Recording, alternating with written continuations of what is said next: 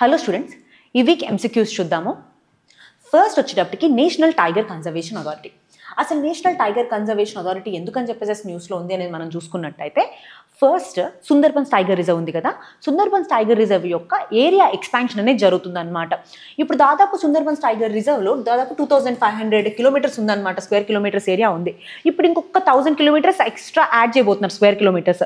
So దీంతో this will become the second largest tiger reserve Sundarbans. First ఏంటి, Nagarjuna Sagar Srisailam tiger reserve. ఇప్పుడు ఒకవేళ ఈ ఏరియా ఎక్స్పాన్షన్ కనుక జరిగింది అనుకోండి కంప్లీట్గా, ఇప్పుడు Sundarbans will be the second largest tiger reserve of India. And ఇక్కడ ఇంకో విషయం గుర్తుపెట్టుకోవాల్సింది ఏంటి అంటే, మనము ఈ టైగర్ రిజర్వ్ యొక్క ఎక్స్పాన్షన్ ఉంది కదా, దీనికి అప్రూవల్ ఇచ్చేది ఎవరు? National tiger conservation authority, NTCA అని పిలుస్తారనమాట. ఒక్కసారి ఈ ఎన్టీసీఏ గురించి చూద్దాము. ఇది ఒక స్టాట్యూటరీ బాడీ, అంటే దీనికంటూ ఒక లా ఉంది. ఆ లా ఏంటి? Wild life protection act. Wild life protection act కింద ఈ నేషనల్ టైగర్ కన్జర్వేషన్ అథారిటీని ఫామ్ చేయడం జరిగింది. సో ఈ national tiger conservation authority wild life species, స్పెసిఫిక్గా టైగర్స్ ఉంటాయి కదా, ఆ టైగర్స్ యొక్క పాపులేషన్ యొక్క పెంచడానికి అండ్ వాటి యొక్క సేఫ్టీ కోసం, కన్జర్వేషన్ కోసం తీసుకురావడం జరిగిందనమాట. ఒక్కసారి ఫస్ట్ స్టేట్మెంట్ చూద్దాం.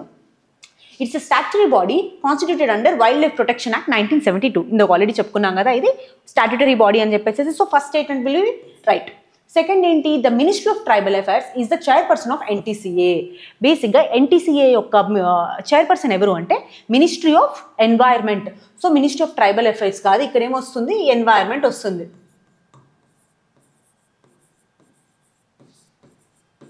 ఓకే, నెక్స్ట్ థర్డ్ వచ్చేటప్పటికి it provides legal basis for project tiger implementation. అయితే ప్రాజెక్ట్ టైగర్ అని చెప్పేసి మనం ఒక ప్రాజెక్ట్ తీసుకొచ్చాం అన్నమాట. ఎందుకంటే టైగర్స్ యొక్క కన్జర్వేషన్ కోసం, టైగర్ యొక్క పాపులేషన్ పెంచడం కోసం తీసుకొచ్చిన ప్రాజెక్ట్ టైగర్. సో దీనికి లీగల్ బేసిస్ ఈ ఎన్టీసీఏ అంటున్నారు. అవును, దీని యొక్క లీగల్ బేసిస్ ఎన్టీసీఏని. అయితే మీరు కింద కామెంట్ సెక్షన్లో ఈ ప్రాజెక్ట్ టైగర్ ఎప్పుడు స్టార్ట్ చేసామో చెప్పండి. So third statement right. Next fourth వచ్చేటప్పుడు ఏంటి, దాంతోపాటు the mandate of this NTCA ఏంటి అంటే, అక్కడ ఉన్నటువంటి టైగర్ రిజర్వ్ ఉంటుంది కదా, అక్కడ ఉన్నటువంటి లోకల్ కమ్యూనిటీస్ ఉంటాయి కదా, ఆ లోకల్ కమ్యూనిటీస్ యొక్క కన్సర్న్స్ కూడా వాళ్ళు చూడాల్సి ఉంటుంది అనమాట.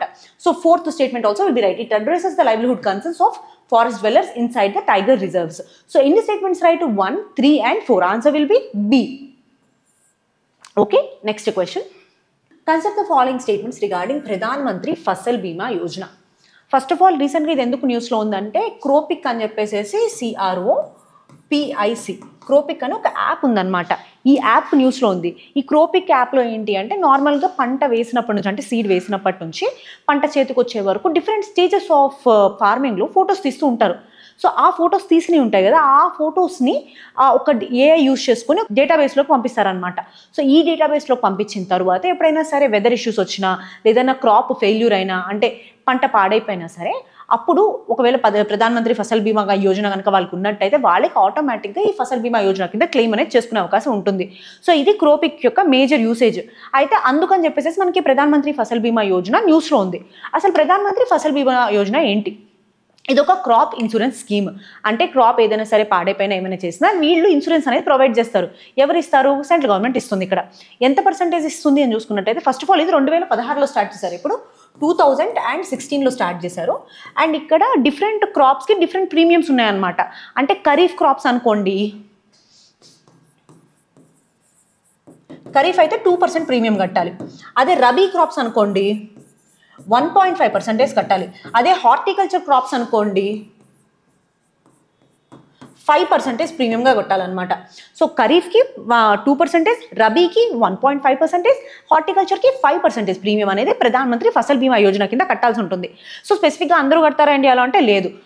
Jammu Kashmir, north eastern states, Himachal Pradesh వీళ్ళు ప్రీమియం కట్టాల్సిన పని లేదనమాట ఇక్కడ. అండ్ ఇంకొక విషయం, మనం ఒక్కసారి ఈ స్టేట్మెంట్స్ చూద్దాము. ఫస్ట్ ఏంటి, it is a central sector scheme implemented by the ministry of agriculture for farmers welfare. ఇది ఒక సెంట్రల్ సెక్టర్ స్కీమ్, దీన్ని మినిస్ట్రీ ఆఫ్ అగ్రికల్చర్ ఇంప్లిమెంట్ చేస్తుంది. ఎందుకు? క్రాప్ ఇన్సూరెన్స్ కోసం అని చెప్పేసి. It's for the farmer welfare. So first statement అనేది right. Second ఏంటి, farmers in north east India are exempted from paying any premium under the scheme. మనం చెప్పాం కదా, north east India, Jammu Kashmir, దాంతోపాటుగా హిమాచల్ ప్రదేశ్, ఈ ఏరియాస్ ఉన్నటువంటి farmers they are exempted from paying any premium. So second statement కూడా right. Third ఏంటి, the scheme provides coverage for crop losses due to war and malicious damages. So ఇక్కడ pest attack వచ్చినా సరే ఈ scheme provide చేస్తుంది. లేదా natural disasters కానీ ఏదైనా కెలామిటీస్ కానీ వస్తే ప్రొవైడ్ చేస్తుంది. కానీ వార్కి ఆర్ మలేషియస్ డ్యామేజెస్ కోసం అని చెప్పేసి ప్రొవైడ్ చేయదు అనమాట. సో థర్డ్ స్టేట్మెంట్ అనేది తప్పు. వార్ కోసం ప్రధాన మంత్రి ఫసల్ బీమా యోజన ఎలాంటి డ్యామేజెస్ని కవరప్ చేయదు. ఫోర్త్ ఏంటి, both loanee and non loanee farmers are eligible to enroll under the scheme. బేసిక్గా ఇది ఒక వాలంటరీ స్కీమ్, అందరి ఫార్మర్స్కి అప్లికబుల్ ఉంటుంది. So loanee and non loanee అందరి ఫార్మర్స్కి వస్తుంది. Answer will be 1, 2 and 4. Answer will be B. Okay, next question, MISHTI scheme. With reference to the MISHTI scheme consider the following near. So రీసెంట్గా మనం చూసుకున్నట్టయితే ఒక ఎడిటోరియల్లో MS స్వామినాథన్ గారు and ఆయన mangroves కోసం చేసినటువంటి కాంట్రిబ్యూషన్స్ అని చెప్పేసి ఒక పెద్ద లిస్ట్ ఆఫ్ కాంట్రిబ్యూషన్స్ వచ్చినాయి. సో అందుకని చెప్పేసి మనకి మిస్టీ స్కీమ్ న్యూస్లో ఉందన్నమాట. ఒక్కసారి మిస్టీ అంటే ఏంటి అనేది చూద్దాము. మిస్టీ అంటే mangrove initiative for shore line habitats and tangible incomes అంటారు. ఏంటది, మ్యాంగ్రోవ్స్ కోసం తీసుకొచ్చినటువంటి ఇనిషియేటివ్స్. అసలు ఫస్ట్ మ్యాంగ్రోవ్స్ అంటే ఏంటి? మ్యాంగ్రోవ్స్ ఒక సాల్ట్ టాలరెంట్ ప్లాంట్స్. ఇంకా ఇండియన్ స్టేట్ ఫారెస్ట్ రిపోర్ట్ అంటారు, ISFR అంటారు అనమాట. ISFR రిపోర్ట్ ప్రకారం చూసుకున్నట్టయితే ఎంత పర్సెంటేజ్ మ్యాంగ్రోవ్స్ ఉన్నాయి ఇండియాలో? 0.15% ఆఫ్ ల్యాండ్లో మ్యాంగ్రోవ్స్ ఉన్నాయి. అంటే దాదాపు 4900 హెక్టర్స్ ఆఫ్ ల్యాండ్ మ్యాంగ్రోవ్స్కి ఉంది. ఎంత? 4900. Indian state of forest report ఇచ్చినటువంటి డేటా. అయితే ఇంకా మ్యాంగ్రోవ్స్ ఎక్కడెక్కడ ఉన్నాయి మనం ఒకసారి ఇక్కడ చూసుకున్నట్టయితే ఈస్ట్ కోస్ట్లో, వెస్ట్ కోస్ట్లో మనం మ్యాంగ్రోవ్స్ గమనించవచ్చు అనమాట. ఈస్ట్ కోస్ట్లో సుందర్బన్ మ్యాంగ్రోవ్స్, కింద ఒరిస్సాకి రాంగ్ కొంచెం బీతర్కర్ణిక మ్యాంగ్రోవ్స్, అండ్ కింద ఆంధ్రప్రదేశ్లో వచ్చేటప్పటికి కృష్ణా గోదావరి, అండ్ ఆ తర్వాత ఇంకా కింద పాండిచ్చేరిలో వచ్చేటప్పటికి మనకి పిచ్చవరం మ్యాంగ్రోవ్స్. సో ఇట్లా ఇదంతా ఈస్ట్ కోస్ట్లో ఉన్నటువంటి మ్యాంగ్రోవ్స్. వెస్ట్ కోస్ట్లో కూడా చూసుకుంటే గుజరాత్లో కచ్ దగ్గర కచ్ మ్యాంగ్రోవ్స్ ఉంటాయి, అండ్ దాని తర్వాత కేరళలో కొన్ని మ్యాంగ్రోవ్స్ ఉంటాయి. సో ఓవరాల్గా హైయెస్ట్ మ్యాంగ్రోవ్స్ ఎక్కడ అంటే, ఎక్కువ ఏరియా మ్యాంగ్రోవ్స్లో ఉన్నది ఎక్కడ అంటే సుందర్బన్స్లో. సుందర్బన్స్ అండ్ వెస్ట్ బెంగాల్ స్టేట్లో హైయెస్ట్ అమౌంట్ ఆఫ్ మ్యాంగ్రోవ్స్ అనేవి ఉన్నాయి. ఓకే, ఒక్కసారి మనం ఈ స్కీమ్ గురించి స్టేట్మెంట్ చూద్దాం అనమాట. సో ఫస్ట్ ఏంటి, the scheme AIIMS to restore and expand mangrove cover only through central funding under compensatory afforestation fund. CAMPA fund కింద మాత్రమే ఈ స్కీమ్లో ఫండింగ్ ఇస్తారు అని చెప్తున్నారు. కానీ నిజానికి క్యాంపా ఫండింగ్ ఏం కాదు. క్యాంపా ఫండింగ్ ఓన్లీ 70%, మిగతా 30% ఆఫ్ ఫండింగ్ వచ్చేటప్పటికి నరేగా నుంచి ఇస్తారనమాట. సో ఇక్కడ ఓన్లీ అన్నారు కాబట్టి దిస్ విల్ బి రాంగ్. కానీ 70% ఆఫ్ ద ఫండింగ్ క్యాంపా నుంచి వస్తుంది. నెక్స్ట్ వచ్చేటప్పటికి Misty is being implemented in collaboration with state forest departments and promotes community participation and mangrove registration. ఈ మిస్టీ స్కీమ్ అక్కడ స్టేట్ గవర్నమెంట్ పార్టిసిపేషన్, దాంతోపాటు community యొక్క participation ఇంకా enhance చేస్తుంది అనమాట. అయితే రీసెంట్గా మనకి ఒక న్యూస్ ఆర్టికల్లో కూడా చెప్పడం జరిగింది. ఏంటి అంటే ఈ మిస్టీ స్కీమ్ వల్ల స్పెసిఫిక్గా వెస్ట్ బెంగాల్లో అక్కడ సుందర్బన్స్ ఏరియాస్ ఉంటాయి కదా, అక్కడ ఉన్నటువంటి ట్రైబల్స్ వాన్ వివి అనేటటువంటి ఒక దేవతను ప్రార్థిస్తారు. అంటే ఆ ట్రైబల్స్ ఎవరైతే ఉన్నారో, లేదా అక్కడ ఉన్నటువంటి హిందూస్ కానీ ముస్లిమ్స్ కానీ ఎవరైనా ఫారెస్ట్లోకి ఎంటర్ అవ్వాలి అంటే ఆ దేవతను పూజిస్తారనమాట. ఆ దేవత ఆ ఫారెస్ట్ అన్నింటిని రక్షిస్తుంది అని వీళ్ళందరూ నమ్ముతారు. అయితే ఇప్పుడు ఏంటి అంటే ఇక్కడ సో వీళ్ళ యొక్క కమ్యూనిటీ పార్టిసిపేషన్ ఏదైతే ఉందో దానివల్ల మ్యాంగ్రోవ్స్ అనేవి చెక్కు చెదరకుండా, అంటే ఎక్కువ ఎక్స్‌ప్లాయిటేషన్ గురవకుండా ఉన్నాయన్నమాట. సో అందుకని కమ్యూనిటీ పార్టిసిపేషన్ అనేది ఉండాలి అనేది చెప్పడం కూడా జరిగింది. సో ఇలాంటి స్టోరీస్ ఏవైతే ఉంటాయి ఇవన్నీ మన కేస్ స్టడీస్లో రాసుకోవడానికి అండ్ ఎస్ఎస్లో రాసుకోవడానికి బాగా యూజ్ అవుతాయి. సో సెకండ్ స్టేట్మెంట్ కూడా రైట్. థర్డ్ ఏంటి, the scheme is aligned with India's commitments under Paris agreement and it's participation in mangrove alliance climate. So బేసిక్గా ఈ ప్యారిస్ అగ్రిమెంట్ కానివ్వండి, లేదా క్లైమేట్ ఆబ్లిగేషన్స్ ఉన్నాయి కదా, వీటన్నిటిని మీట్ అవ్వడానికి ఇలాంటి స్కీమ్స్ డిజైన్ చేస్తాం.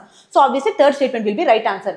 ఎన్ని statements right? 2 and 3 will be the right answer. Answer will be B, 2 and 3. Okay, next question. With reference to the welfare measures for central armed forces consider the following statement.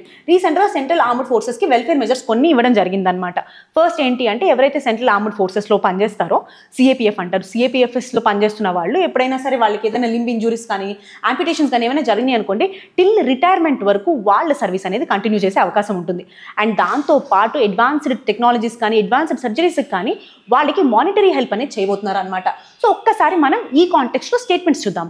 First statement ఏంటి, CAPF personnel will undergo amputation during operations can now continue in service till retirement. ఇందాక చెప్పుకున్నాం కదా, till retirement they can continue to be in service. So first statement will be right answer. Second ఏంటి, all wings of CAPFs are headed by officers from the Indian Army.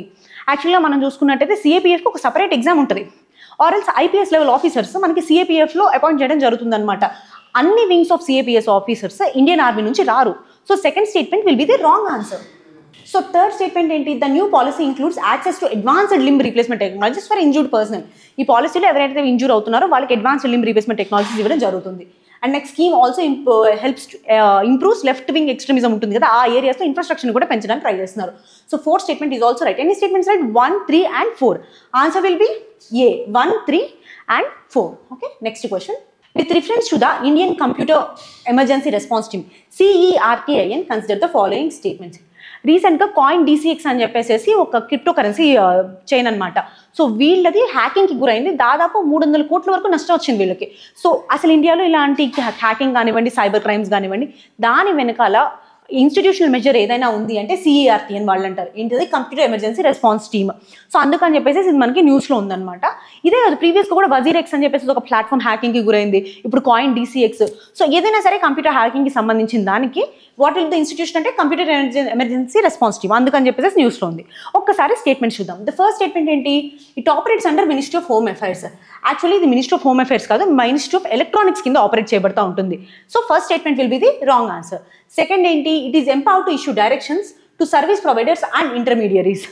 ఎవరైతే intermediaries ఉంటారో అంటే for example ఇప్పుడు not only ఈ crypto currency అని కాదు, ఏదైనా సరే కంప్యూటర్ సర్వీస్ ప్రొవైడర్సే కానివ్వండి లేదా ఇంటర్మీడియట్స్ ఎవరైతే ఉంటారో వీళ్ళందరికీ వీళ్ళు డైరెక్షన్స్ ఇచ్చేటటువంటి అవకాశం ఉంటుందన్నమాట.